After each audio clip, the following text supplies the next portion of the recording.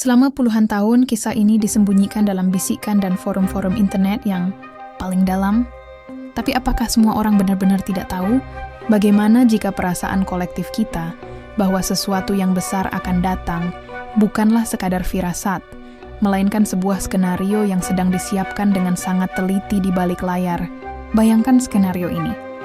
Suatu malam, langit di seluruh dunia tiba-tiba menyala.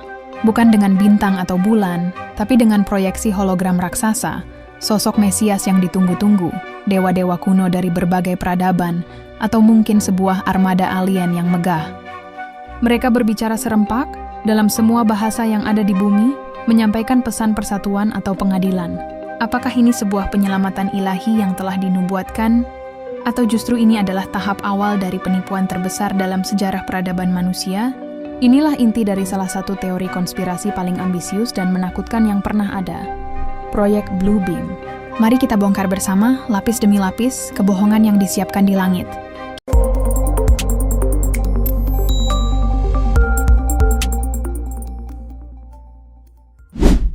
Kisah ini pertama kali meledak ke permukaan bukan dari dokumen rahasia yang bocor, melainkan dari mulut seorang jurnalis investigasi asal Kanada bernama Serge Monast. Pada tahun 1994, Monast dengan berani mengklaim telah membongkar sebuah rencana rahasia yang melibatkan NASA dan berbagai elemen pemerintahan bayangan dunia. Rencana ini yang ia sebut Project Bluebeam dirancang untuk menghapus semua tatanan yang ada dan menggantinya dengan satu pemerintahan dunia tunggal. Namun pengungkapan ini membawa konsekuensi yang fatal.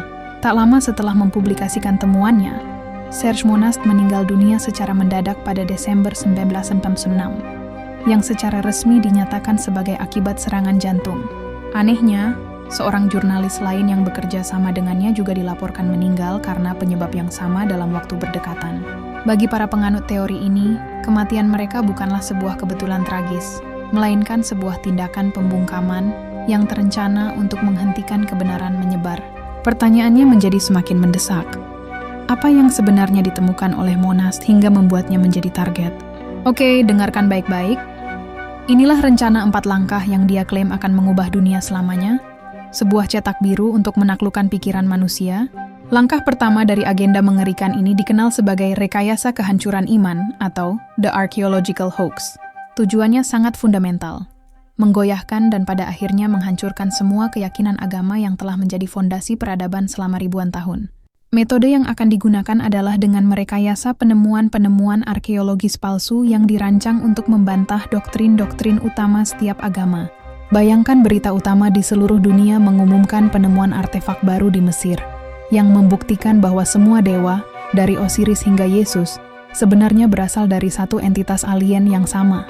Atau mungkin penemuan naskah kuno yang mengungkap bahwa ajaran-ajaran suci telah dimanipulasi secara besar-besaran oleh para pemimpin masa lalu. Tujuan dari langkah ini adalah untuk menciptakan kebingungan spiritual massal, membuat manusia merasa kehilangan pegangan iman mereka, dan membuka jalan bagi sebuah kebenaran baru yang akan disajikan kemudian. Setelah fondasi keimanan digoyahkan, panggung disiapkan untuk langkah kedua, pertunjukan langit akbar atau The Space Show. Ini adalah puncak dari seluruh operasi, sebuah spektakel visual yang dirancang untuk menyatukan dunia di bawah satu citra yang kuat dan tak terbantahkan. Teknologi yang diduga akan digunakan bukanlah sekadar proyektor hologram biasa yang kita kenal. Teori ini menyebutkan penggunaan jaringan satelit canggih yang mampu memproyeksikan gambar 3 dimensi ke lapisan sodium atmosfer yang berada sekitar 100 km di atas permukaan bumi. Lapisan ini akan berfungsi sebagai layar raksasa, mengubah langit menjadi panggung 3D yang bisa dilihat dari hampir setiap sudut planet. Skenarionya bisa berjalan dalam 2 arah. Pertama, skenario Second Coming palsu, di mana sosok juru selamat atau Mesias yang berbeda-beda diproyeksikan di berbagai wilayah sesuai dengan budaya dan kepercayaan lokal, semuanya menyampaikan pesan yang sama. Kedua, skenario invasi alien palsu, di mana armada pesawat luar angkasa yang mengancam muncul di langit, memaksa semua negara di dunia untuk melupakan perbedaan mereka dan bersatu di bawah satu komando militer global untuk melawan musuh bersama. Langkah ketiga membawa penipuan ini dari skala makro ke level yang sangat personal, yaitu bisikan di kepala atau telepathic communication. Setelah pertunjukan megah di langit berhasil memukau dan menakuti seluruh dunia, Langkah selanjutnya adalah memberikan validasi yang intim dan personal pada setiap individu. Tujuannya adalah membuat setiap orang percaya bahwa Tuhan atau komandan alien itu sedang berbicara langsung kepada mereka. Teknologi yang diduga akan digunakan adalah pemancaran gelombang radio frekuensi sangat rendah, ELF, VLF, dan LF dari satelit atau fasilitas darat seperti HRP di Alaska. Menurut teori ini, gelombang tersebut dapat berinteraksi langsung dengan otak manusia, menghasilkan sinyal audiovisual di dalam kepala yang dipersepsikan sebagai suara atau pikiran dari sumber eksternal. Ini bukan lagi siaran massal. Ini adalah pesan pribadi yang dirancang untuk meyakinkan bahkan orang yang paling skeptis sekalipun. Anakku, inilah jalan yang benar. Atau, bergabunglah dengan kami, perlawanan sia-sia akan terdengar bukan melalui telinga, tetapi langsung di dalam pikiran. Langkah terakhir adalah fase kekacauan total yang terorkestrasi yang disebut manifestasi supernatural global.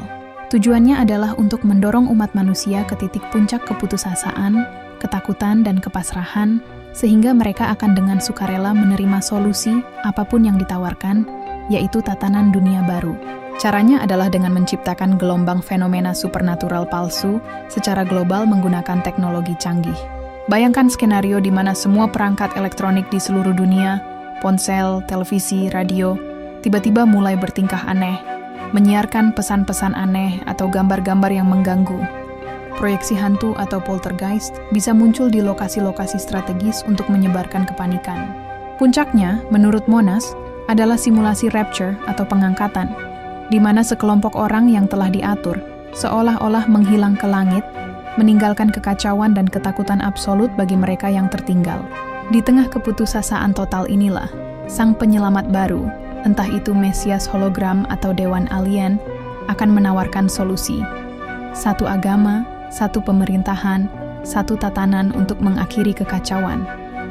Lalu, apakah ini semua hanya paranoia liar atau ada potongan bukti yang bisa dihubungkan?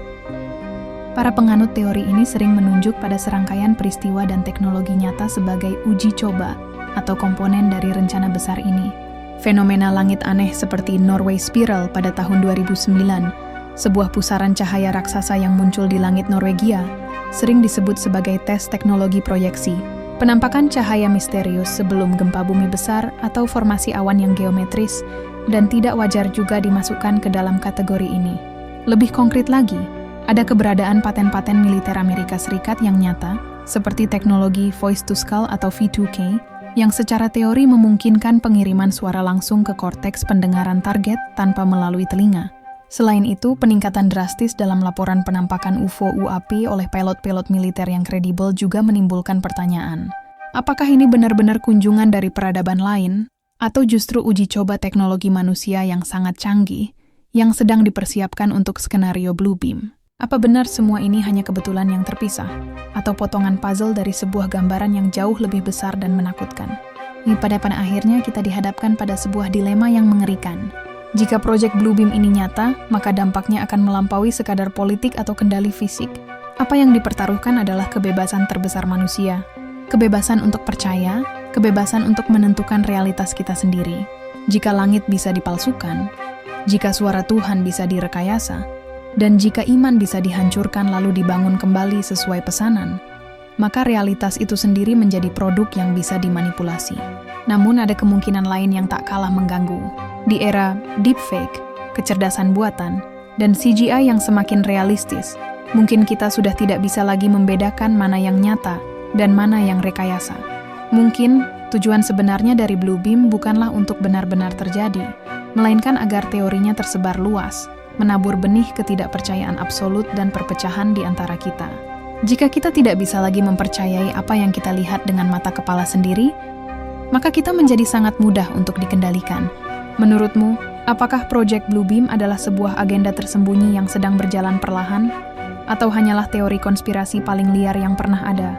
Kalau ini benar-benar terjadi, apa dampaknya bagi kita sebagai individu dan sebagai peradaban? Tulis pendapatmu di kolom komentar.